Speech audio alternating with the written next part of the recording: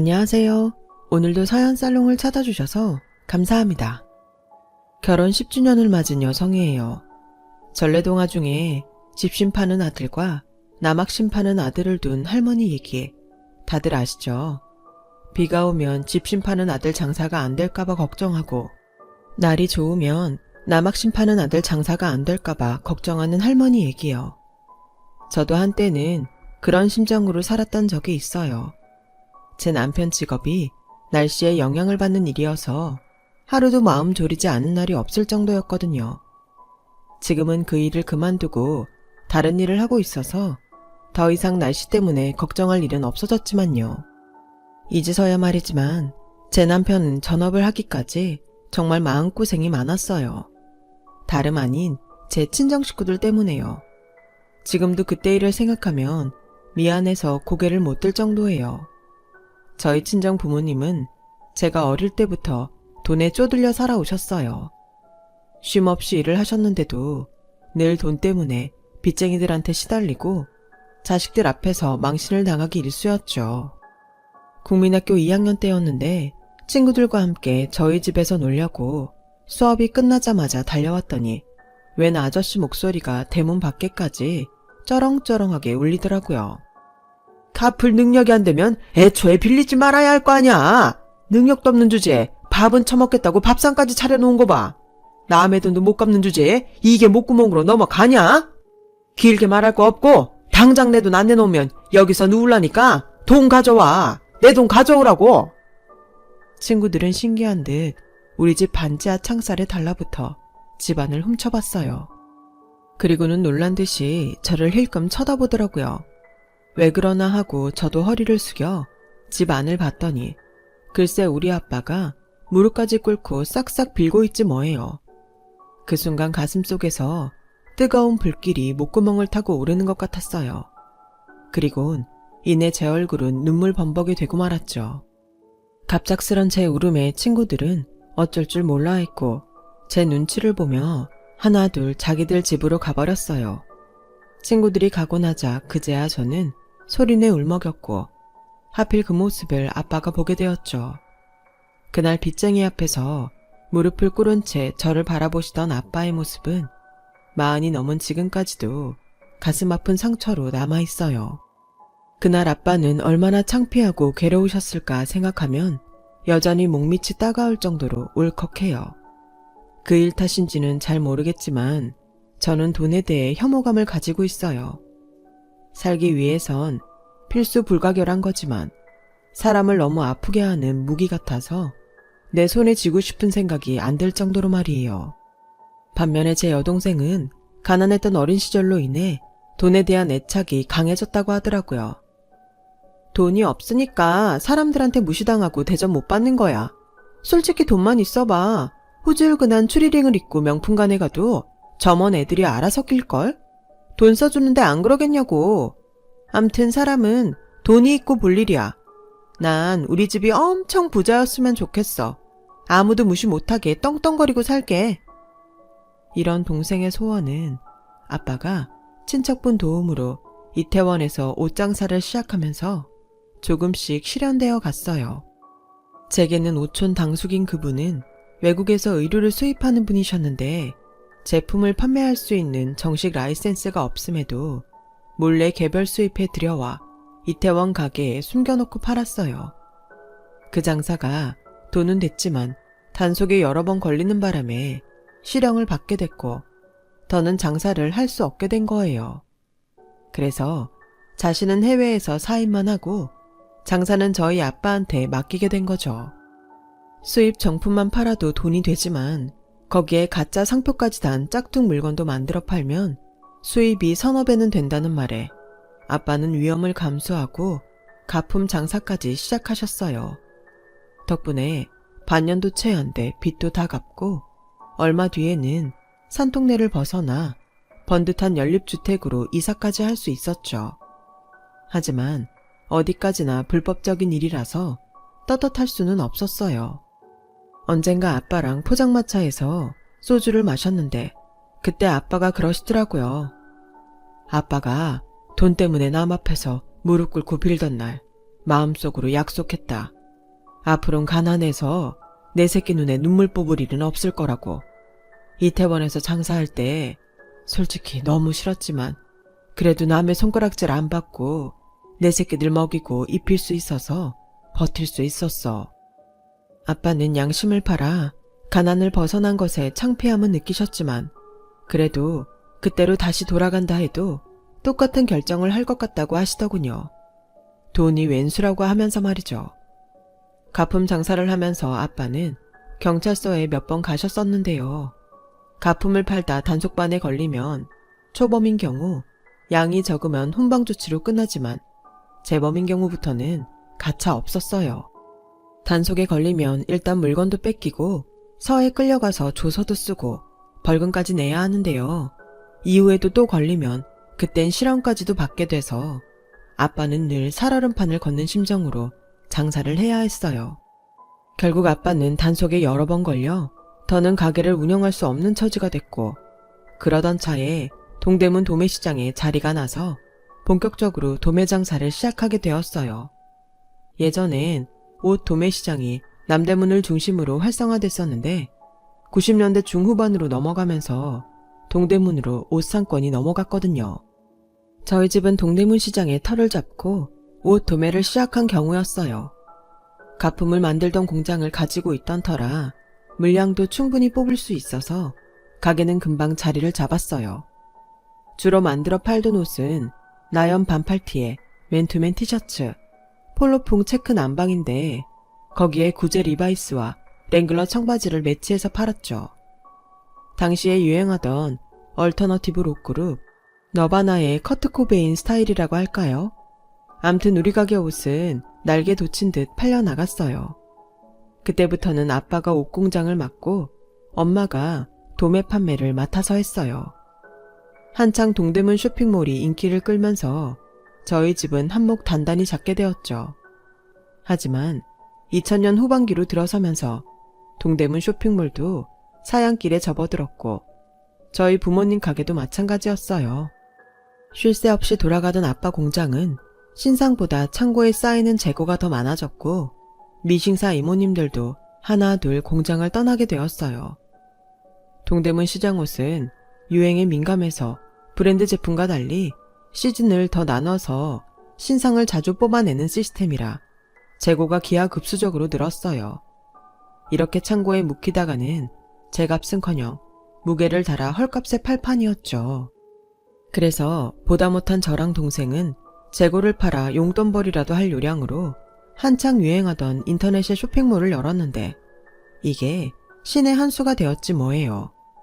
쇼핑몰에 올릴 제품 사진은 사진과에 다니던 제가 찍었고 키 크고 늘씬한 동생이 직접 피팅 모델에 나섰어요.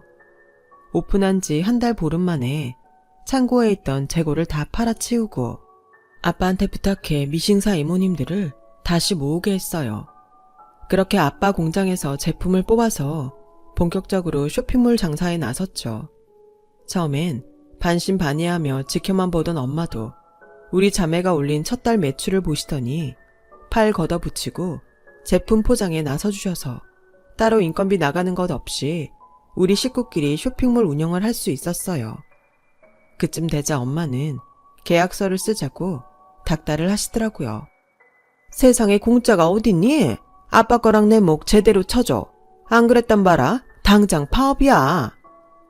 이제 옷장사는 끝이구나 하던 순간 제2의 전성기를 맞게 되자 엄마는 신이 나서 어쩔 줄 몰라 하셨어요. 일이 하도 많아져서 휴학까지 하고 쇼핑몰 사업에 뛰어든 지 몇 년이 지나자 동생과 저는 각각 자기 소유의 빌라 한 채 값을 벌 수 있었어요. 돈을 굴리는데 재주가 없었던 저는 그 돈을 그대로 통장에 넣어두었고 동생은 그 돈에 대출까지 받아서 오피스텔을 세 채 사서 월세를 놓았어요. 쇼핑몰 매출이 좋아서 은행 대출금도 금방 갚더라고요. 동생은 기왕 하는 거 액세서리랑 구두, 가방도 판매하자며 사업 확장에 열을 올리기 시작했어요. 하지만 저는 그때 당시 복학을 꿈꾸고 있었기 때문에 쇼핑몰 일을 등한시하게 되었고 그 일로 동생과 많이 싸우게 되었어요. 언니, 물 들어올 때 노저울 했다고. 이제 돈 좀 벌려는데 왜 이렇게 느슨하게 굴어? 언니는 돈 벌기 싫어? 그게 아니라 나 이제 제품 사진 그만 찍고 내 작품 사진 하고 싶어. 그래서 다음 학기에 복학할까 생각 중이야. 안 그래도 너한테 얘기하려고 했는데 차라리 잘 됐다. 쇼핑몰은 내가 맡아서 하고 난 여기서 빠지고 싶은데 안 될까? 동생은 나중에 후회해도 소용없다며 지금 나가면 다시 안 받아준다고 으름장을 놓았지만 저는 끝내 복학을 선택했어요. 그동안 쉬는 날도 없이 강행군을 해서 그런지 일을 그만두니 묵직하던 어깨가 풀리는 게 그렇게 편할 수가 없더라고요.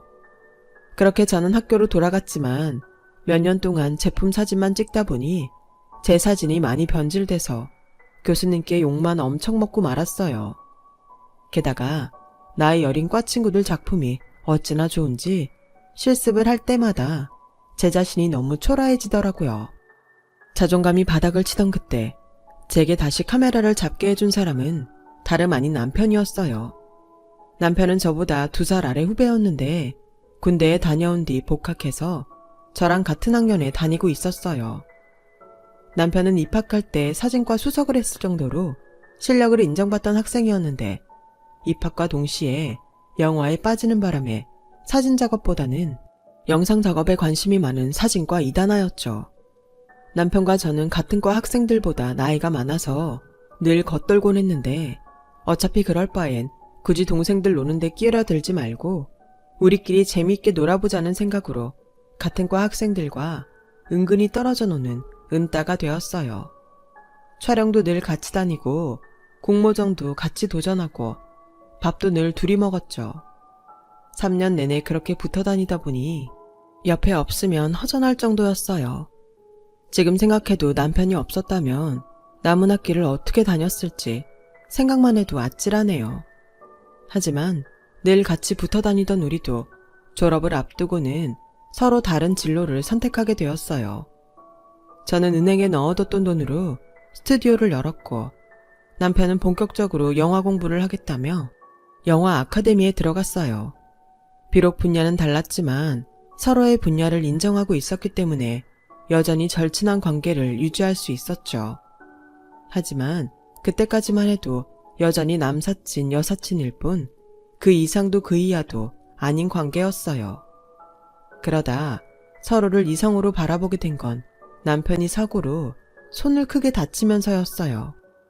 아카데미 동기들과 단편 영화를 찍다가 발을 헛디뎌 넘어지게 됐고 그 와중에 떨어지는 카메라를 잡으려고 손을 뻗다가 철판에 손등을 맞고 말았어요.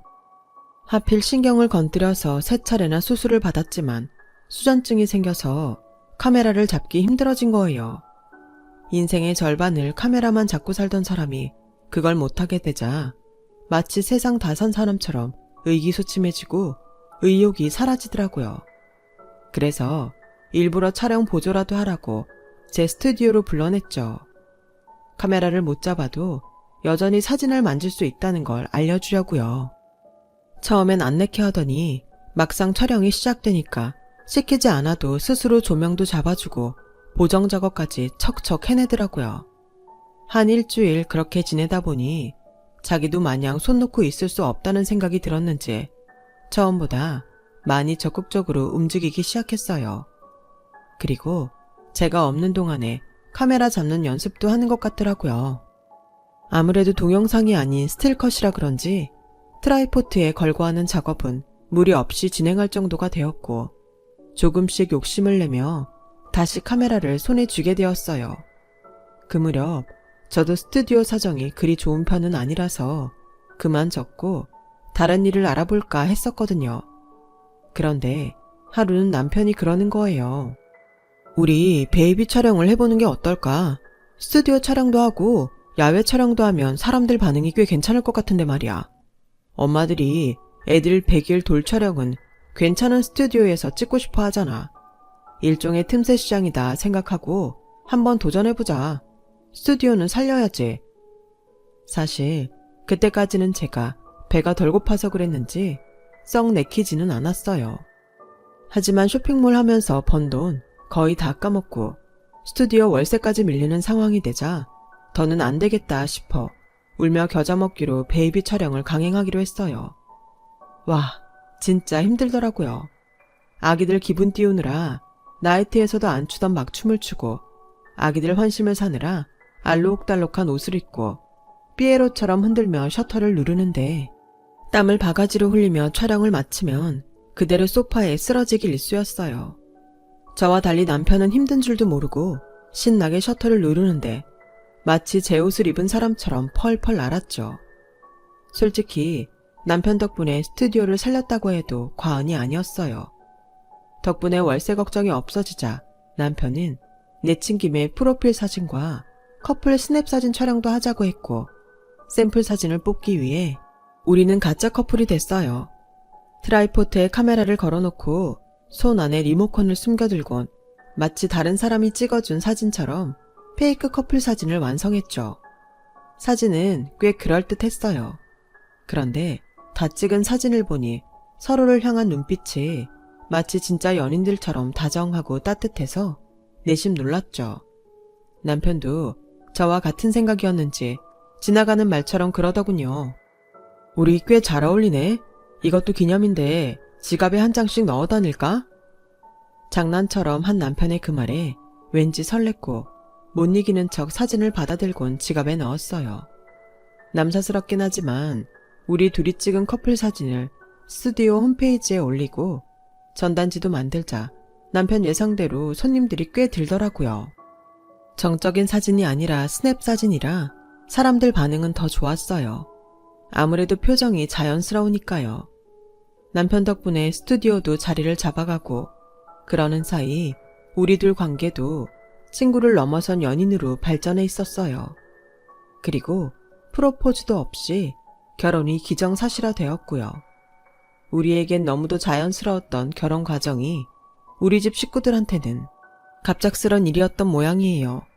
특히 엄마가 많이 당황하시더라고요. 아니, 사귀는 남자가 있다는 말도 못 들었는데 결혼을 하겠다고? 그래, 뭐 하는 사람인데? 연봉은 얼마나 된다니? 집은? 사람 얼굴도 보기 전에 직업과 재산이 얼마나 있는지만 관심을 갖던 엄마는 내 스튜디오에서 함께 일하고 있다는 말에 혀를 차셨어요. 더 볼 것도 없다시면서요. 그건 제 동생도 마찬가지였죠.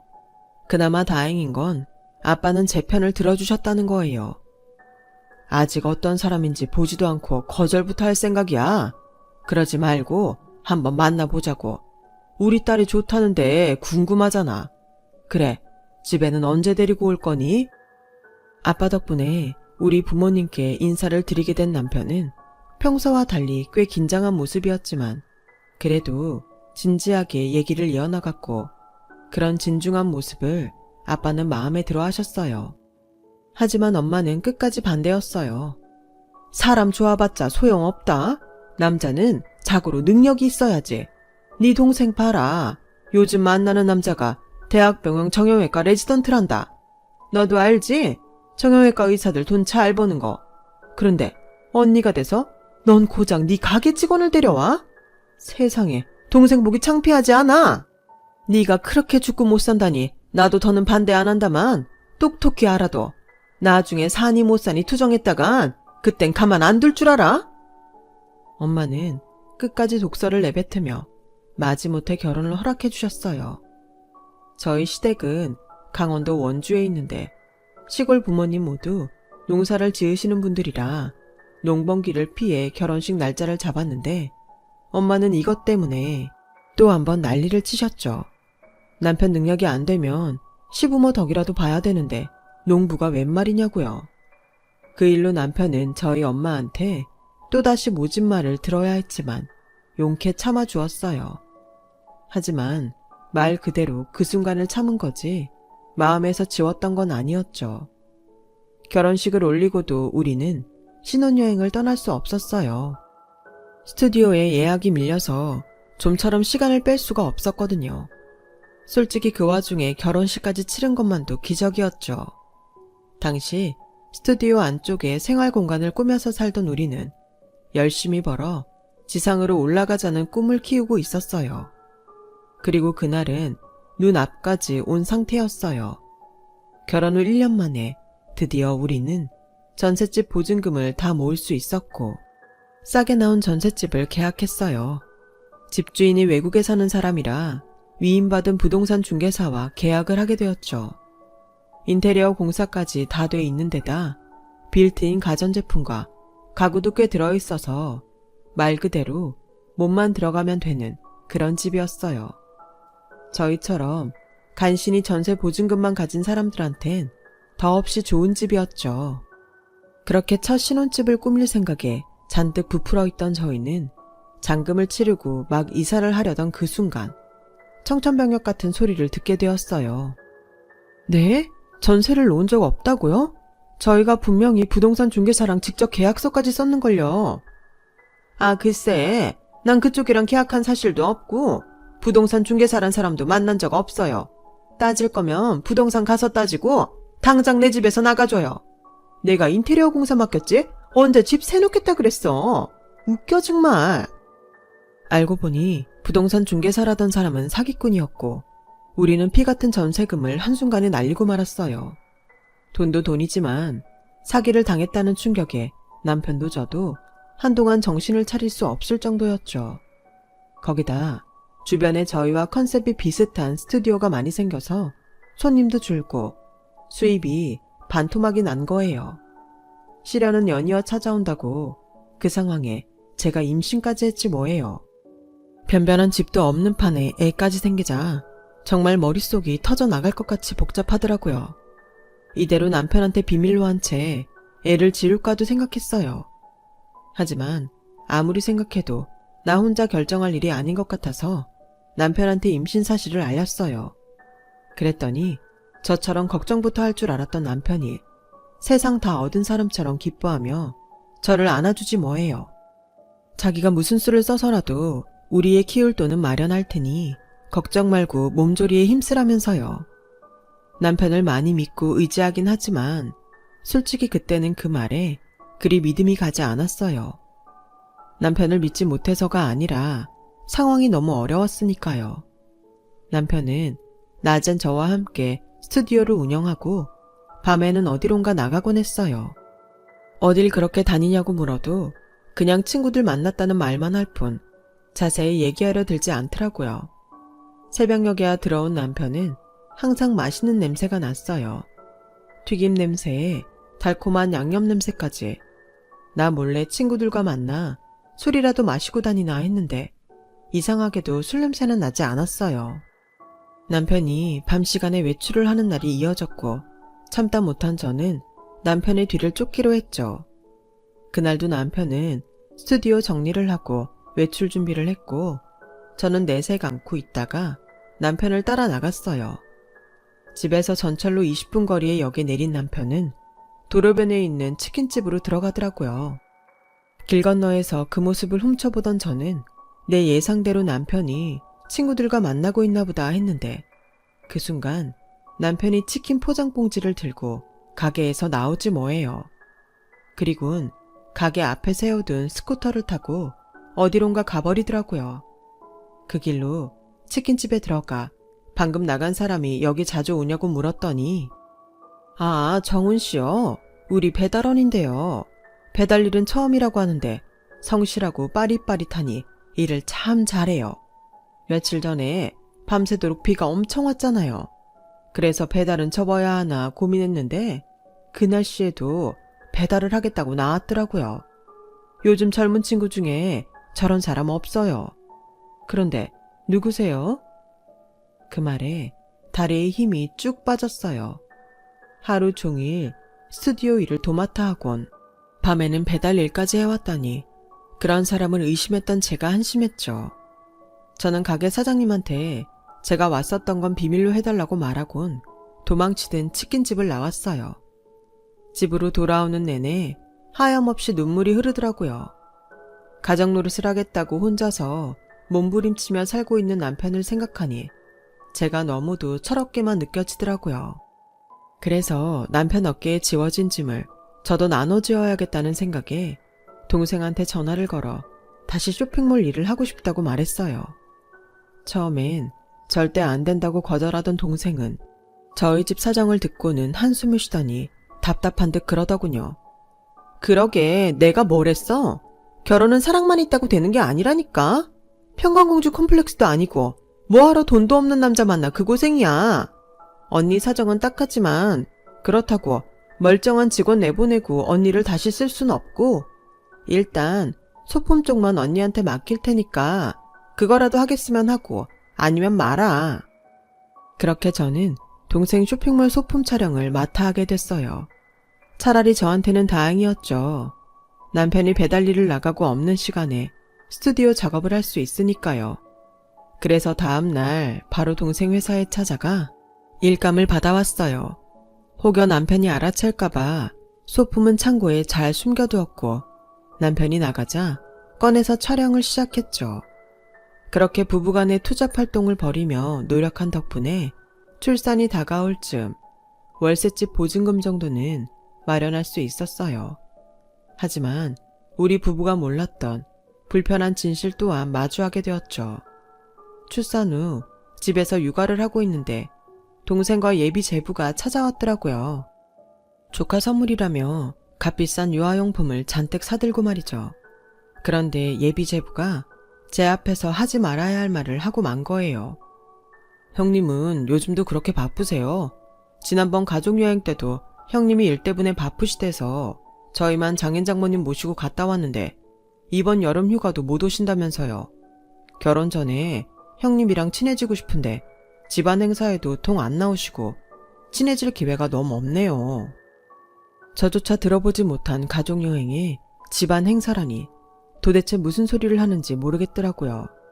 그래서 동생한테 물었더니 엄마가 형부 배달일 하는 거 알아버렸어.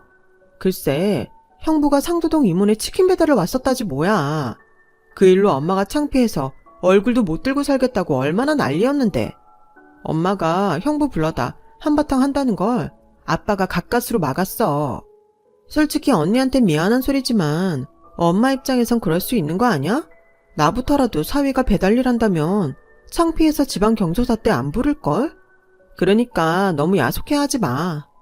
그리고 언니한테 할 말이 있는데 나 쇼핑몰 그만하려고 곧 결혼도 하는데 명색의 의사 부인이 티쪼가리 파는 쇼핑몰 한다는 게 격떨어지잖아. 거기다 아빠도 연세가 드셔서 공장 일을 버거워하시길래 마땅한 작자한테 쇼핑몰 넘기려고 해. 그래서 더는 언니한테 일 못 주니까 언니도 대책을 마련하라고. 동생 내외가 돌아가고 저는 한참을 멍하게 앉아 있었어요. 돈이 없으면 내 부모한테도 차별을 받는구나 생각하니 화를 낼 기운도 안 날 정도로 몸이 축 처져버렸거든요. 얼마 뒤 동생은 결혼했어요. 저희 부부는 결혼식에 초대조차 받지 못했고요. 엄마가 결혼 며칠 전에 제게 전화해 저 혼자 오든지 아니면 둘 다 오지 말라고 하셨거든요. 사위 직업이 창피하시다고요. 그래서 그 일을 계기로 친정과 연을 끊고 살았어요. 이듬해 아빠가 돌아가셔서 장례를 치를 때도 엄마가 제부 병원 식구들도 오는데 창피하니까 제 남편은 오지 말라고 하셔서 저만 가서 장례를 치르고 왔고요. 그렇게 친정과 연을 끊고 산 지 8년이 지났어요. 투잡을 뛰며 고생하던 남편은 5년 전 전업해 영상 콘텐츠 회사를 차렸어요. 시골에서 농사 지으시던 시부모님이 더는 힘들어 농사를 못 지으시겠다고 땅을 팔아주셔서 그 돈으로 차린 회사였죠. 아이템이 좋은 데다 마침 시류까지 잘 타서 남편 회사는 현재 승승장구하고 있어요. 그 바람에 집도 넓혀와서 시부모님도 서울로 모셔와서 함께 살고 있고요. 초등학교에 들어간 딸아이는 남편과 저를 닮아 그런가 사진을 곧잘 찍어요. 시부모님을 모시고 세계 각국으로 여행 갈 때마다 고사리 손으로 사진을 찍었는데 전문가인 제가 봐도 구도며 색감이 남다르다 느낄 정도니까요. 그래서 집안 곳곳에 아이가 찍은 사진들을 붙여놨어요. 결혼 10년 만에 인생의 참 행복을 누리며 살던 어느 날 시부모님이 아파트 경로당에 가고 안 계셨는데 엄마가 저희 집으로 찾아왔더라고요. 그 사이 많이 늙은 엄마는 까랑까랑 하던 목소리도 많이 무뎌졌더라고요. 엄마는 다짜고짜 자기 좀 도와달라고 그러시며 제 손을 잡았어요. 전 재산 털어 사위한테 병원까지 차려줬더니 작은 딸 내외가 자기를 부양하기는커녕 강제로 실버타운에 보낼 계획을 세웠다나요? 소송을 걸어 병원 차려준 돈을 받으면 저한테 반을 줄 테니 대신 변호사랑 만나서 일을 진행해달라고 했어요. 그 망할년이 병원 차려주자마자 지 엄마는 거들떠도 안 보지 뭐니. 자식 새끼 키워봐야 소용없다고 돈만 빼가곤 부모 부양도 안 했다니까. 너도 알잖니? 네 동생이 돈 욕심 많은 거. 내가 돈 받으면 너한테 한몫 떼어줄 테니 이서방한테 말해서 대신 일 좀 처리하라 그래라. 명색이 큰 사위인데 처가 힘들 때 도움 좀 줄 수 있는 거 아니니? 너도 그래. 엄마가 네 동생한테 돈까지 뺏기고 말년에 빈털털이 될 판인데 화도 안 나? 말이 좋아 실버타운이지. 시설이라도 좋으면 내가 말도 안 해. 가봤더니 계집처럼 조그마한 방에 노인네들 집어넣곤 돈만 따박따박 뜯어먹는 데더라. 내가 그런 데서 어떻게 살아? 어림도 없지. 창피하겠으리? 그러게 창피한 줄 아는 분이 여기는 왜 오셨대요? 내 남편 창피하다고 아빠 장례식에도 못 오게 하더니 이제 와서 도와달라고요? 왜 그래야 되는데요?